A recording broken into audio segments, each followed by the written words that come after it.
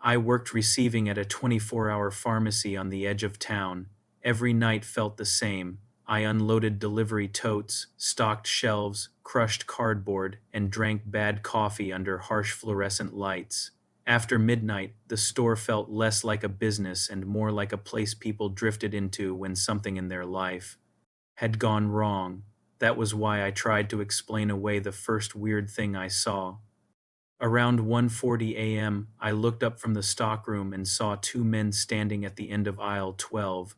Both wore black suits, white shirts, black ties, polished shoes, no jackets, even though it was freezing outside. They stood completely still, like they had been placed there, not moving a muscle. I figured they were detectives, corporate people, or maybe funeral directors who had taken a wrong turn. Night shift teaches you not to question every strange thing you see, so I went back to opening boxes. A few seconds later, I looked up again. They were closer, not walking closer, just closer. Now they were standing near cosmetics, both facing the stockroom. I hadn't seen them move. My stomach dropped in that quiet, unreasonable way. It does before your brain catches up. My coworker Tasha came in from her smoke break and saw my face. You okay? I nodded toward the floor. Who are those guys? She leaned around the door and frowned, the ones in suits. The fact that she could see them too made it worse. She called out, "Can I help you find something?" The taller one answered instantly, "We are looking for an employee named Daniel Mercer." Neither of us recognized the name. Tasha said, "Nobody here works by that name." The man smiled, but it looked forced, like he knew people were supposed to do it. "He works here at night." I stepped out from the stockroom. "No, he doesn't." Both men turned to look at me at the exact same time, in perfect synchronicity. Something about them felt wrong in a way I can't explain well. Not fake, exactly, just studied, like they had learned how to act like people without understanding why people moved the way they did. The shorter one pulled out a black notebook and asked, "Then who unloaded the delivery truck at 12:14 a.m.?" I had, but I hadn't told anyone that at 12:14 I had been outside by the loading dock. While pulling boxes off the truck, I heard a car idling. When I glanced over, I saw a black sedan parked with its lights off. Two figures stood beside it. One of them turned toward me the second I noticed them. I went back inside, locked the receiving door, and told myself it wasn't my problem. Now these two men were asking about that exact moment. Tasha crossed her arms. "Why are you asking?" The taller one said he observed something that does not concern him. A chill went through me. I hadn't told Tasha about the car. I hadn't told my manager. I hadn't told anyone. The man kept watching my face. "You seem tired," he said. "Night work causes confusion, memory errors." Tasha stepped between us. "Okay, you need to leave." That was when the front doors slid open without making a sound.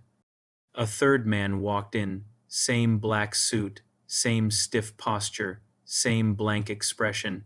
He came straight toward us and stopped a few feet away. He looked at me with flat, empty eyes and said, "There has been a misunderstanding." The other two went silent. Then the third man said, very calmly, "You did not see us." It should have sounded stupid. Instead, it felt like the air changed. My head got heavy. Beside me, Tasha grabbed the shelf like she was dizzy too. Then the store phone rang. One sharp burst from the register. All three men turned toward the sound like it had offended them. I don't know why, but I lunged for the phone and answered it. It was my manager, Carl, calling from home. His first words were, "Why are your front doors open?" I looked up. The men were gone, not walking out. Gone. The doors were closed. The parking lot outside was empty except for Tasha's car and mine.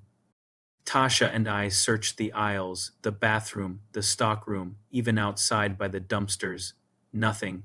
Before we left, I checked the security footage. From 1:38 to 1:52 a.m., every sales floor camera flickered with static, empty aisles, empty registers, empty doors. But the loading dock camera showed one clear frame from 12:14 a.m. Me standing by the truck, looking toward the alley. and behind me, reflected in the dark pharmacy window, were three men in black suits standing inside the store, watching me. I quit night shift a month later. Even now, whenever I'm in a 24-hour place too late, I catch myself glancing down the aisle, expecting to see them standing there in those spotless suits, like they're waiting for me to remember something I was never supposed to see.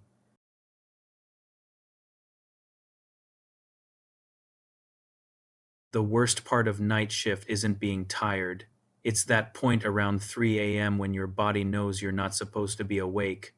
The building is too quiet, and every normal thing starts feeling a little weird. A few years ago, I worked overnight at a distribution warehouse that supplied convenience stores. Nothing glamorous.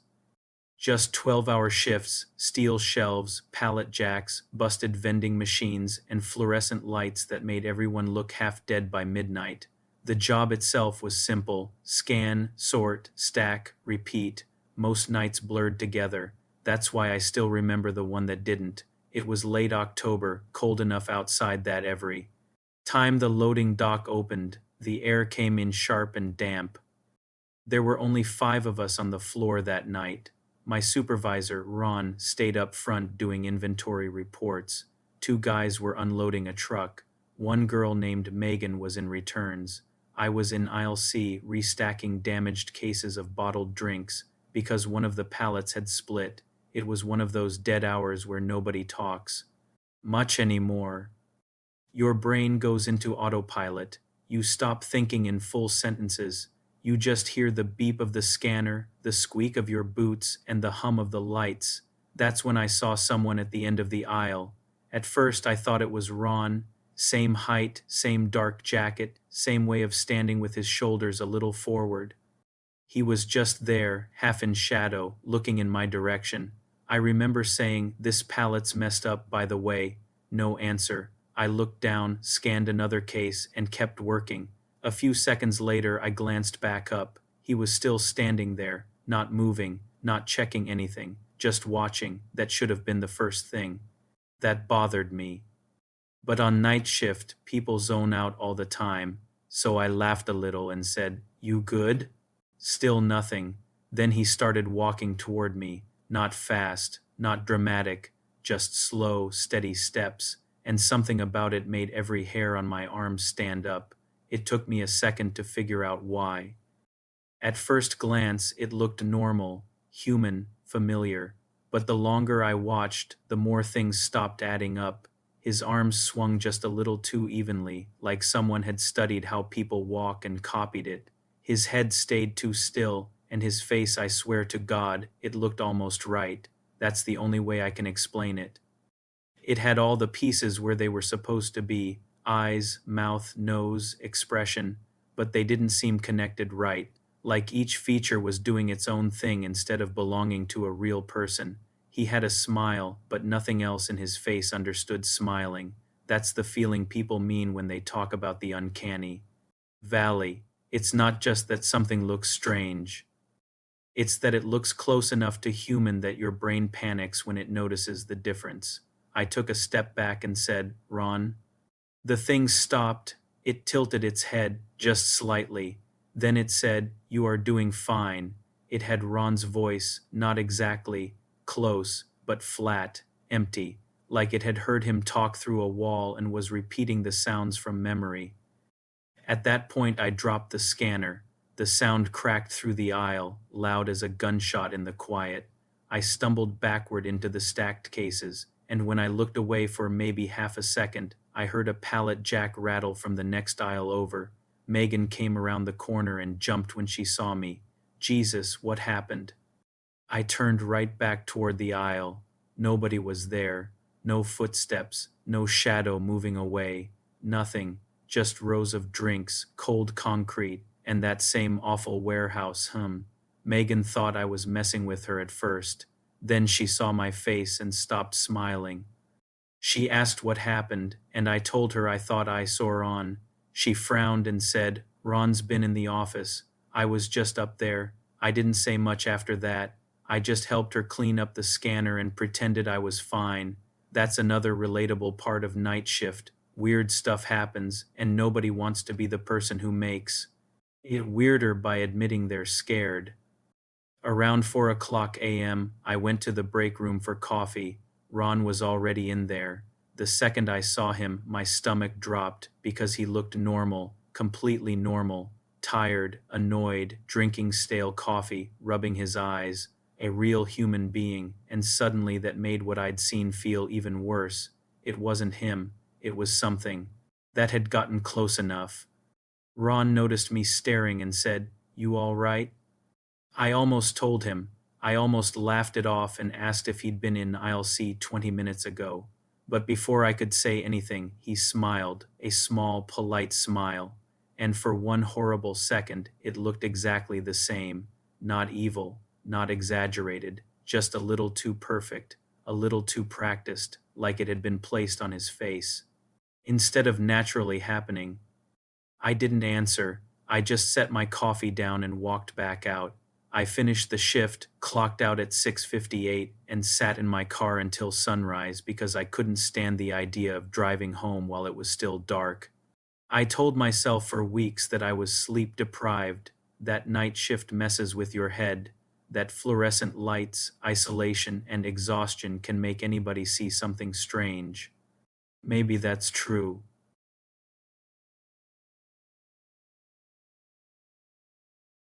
I used to think working night shift at a cemetery would be peaceful. Creepy, sure, but peaceful. The first week, that's what I told everyone.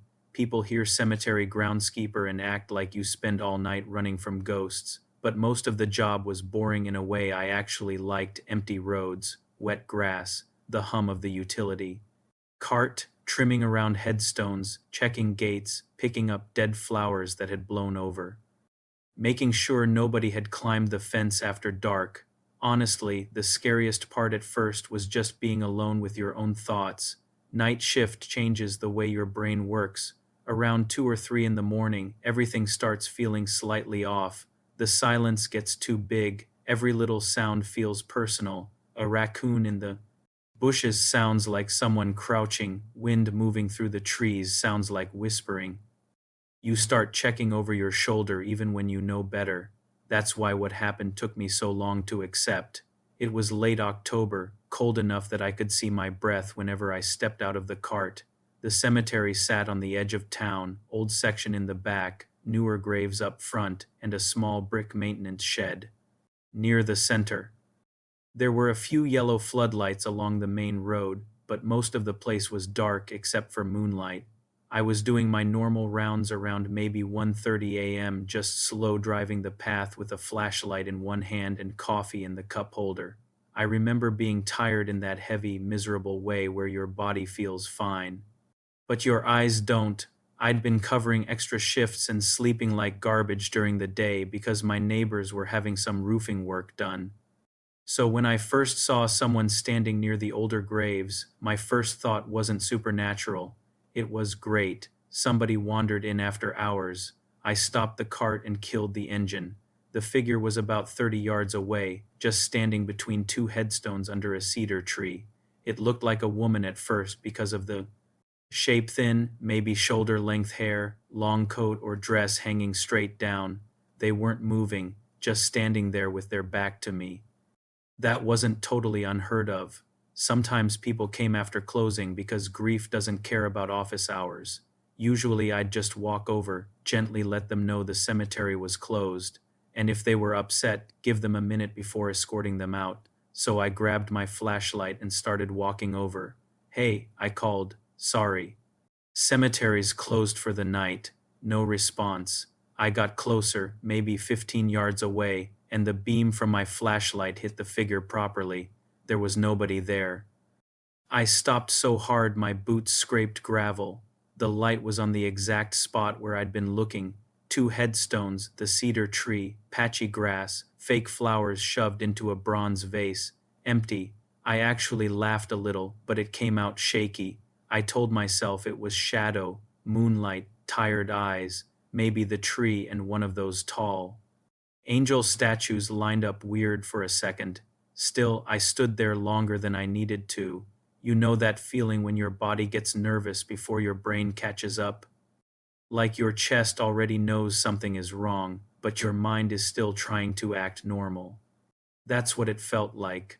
I swept the light all around the area. Nothing. Then I heard footsteps behind me, not leaves crunching, not an animal. Footsteps. Slow, deliberate steps on gravel.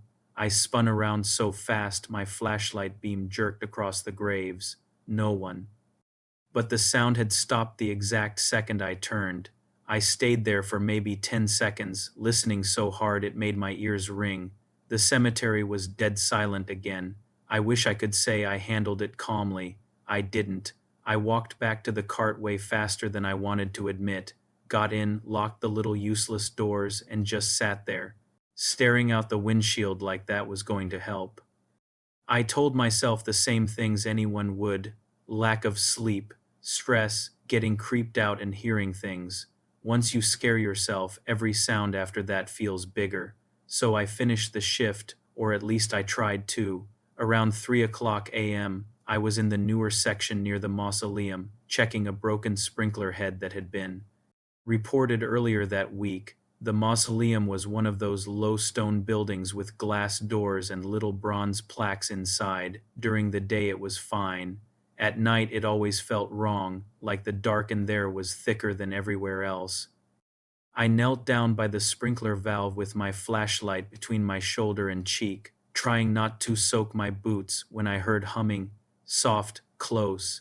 I froze. It sounded like someone humming to themselves the way people do without realizing it. No tune I recognized, just a low, wandering hum. I slowly looked up toward the mausoleum. One of the glass doors was open. I know it had been closed earlier because checking those doors was part of my rounds. I always made sure they were latched. Kids used to dare each other to sneak in there. The humming stopped. I stood up and said, louder this time, "Hello?" Nothing. I walked toward the door, every instinct telling me not to. My flashlight beam shook enough that I noticed it. The inside of the mausoleum was lined with polished stone, and my light bounced off the walls in dull flashes. For a second, all I could see was my own reflection in the glass beside the doorway. Then I saw movement deeper inside, not a person walking, more like someone leaning out of sight behind a wall. I took one step back, and a woman's voice, clear as day, said, "Don't let him see you." I ran. I don't mean I backed away cautiously. I mean I turned and ran full speed across the grass, nearly aided on a low marker, caught myself on the cart, and fumbled the keys twice before I got the engine started. I drove straight to the maintenance shed and stayed there with all the lights on until dawn. The worst part was that by sunrise, it all sounded ridiculous. That's the thing about night shift. What feels completely real at 3 o'clock a.m. can feel stupid by 7 o'clock. I kept replaying it while the sun came up, looking for normal explanations. Maybe a trespasser had gotten into the mausoleum. Maybe I'd heard wind pushing through a crack in the stone and turned it into a voice. Maybe I was more exhausted than I realized. I almost convinced myself. Then my supervisor came in. I told him in a very edited version that I thought someone had been inside the mausoleum overnight. He looked annoyed more than anything and walked out with me to check it. The door was shut and locked, but that wasn't what got me. It was when he asked, "Did you open the Halloran crypt?" I said no. He pointed with his penlight through the glass. One of the little bronze nameplates inside had been pulled loose and left hanging crooked. Just one, Halloran Elias, and sitting on the floor beneath it was my flashlight, not the one I used that night, my old one, the one I had lost 3 weeks earlier in the back section of the cemetery and never found. I just stared at it. My supervisor gave me this weird look and asked if it was mine. I said, "Yeah, probably," and he handed it back to me through the open door. It was cold, freezing cold, like it had been in a freezer, even though the building itself wasn't that cold. That should have been enough for me to quit. But real life doesn't work like horror movies. Rent was due. I needed the job. And once you tell yourself there has to be some explanation, you cling to that because the other option is worse. So I kept working nights. Nothing major happened for a while. a few weird moments, but the kind you can dismiss, seeing movement in the corner of your eye. Hearing what sounds like talking when the wind picks up. One night every solar light in the children's section went out at the same time, then came back on one by one. I told myself wiring issue. Then December came, and with it the night I finally broke. It was raining off and on, not a storm, just that cold misty rain that soaks in too. Your clothes, everything smelled like wet dirt and stone. I was making my last round before shift change, a little after 4 o'clock a.m., when I saw someone kneeling by a fresh grave near the front entrance. This time I didn't want to get close. I stopped the cart and watched. The person was bent over with both hands in the mud like they were praying or digging. Their clothes looked dark and soaked through, hair hanging down over their face. I grabbed the radio and called the front office, even though I knew nobody would answer until day. Shift. Then the person stood up, not quickly. Slowly, like every joint hurt, they turned toward me, and even from that distance, I could tell something was wrong with the face. It looked blurred, that's the only word for it. Not hidden, not shadowed. Blurred, like my eyes refused to focus on it no matter how hard I stared. I shined the spotlight from the cart. The grave was empty. No person, no footprints except my cart tracks and the fresh mud around the headstone, but written across the wet soil, clear. As if someone had dragged their fingers through it, were 4 words: "He is not buried here." I sat there staring so long the rain started dripping off the brim of my hat into my eyes. Then, from somewhere behind me, in the old section where there shouldn't have been anyone at all, I heard that same low humming again. That was it for me. I drove straight out, left the cart by the gate, and waited in my car for morning. I quit. 2 days later, told them the hours were messing with my health, which was true, just not the whole truth. A month after I left, I looked up Elias Halloran because I couldn't stop thinking about that nameplate. Turns out he wasn't in the crypt. Never was. There'd been some family dispute decades earlier. His marker was placed there, but his body had been transferred before burial records were finalized. Paperwork error. Somehow his name stayed on the crypt all those years. I found that out online at my kitchen table in full daylight, and I still got chills so bad I had to shut the laptop. I don't know what I saw out there. Sleep deprivation can do a lot. Isolation can do a lot. Working nights in a place built around grief definitely messes with your head. I know that.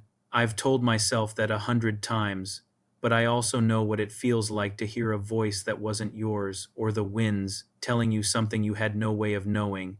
And sometimes, when I'm up too late and the house is quiet, I still hear that humming in the back of my mind.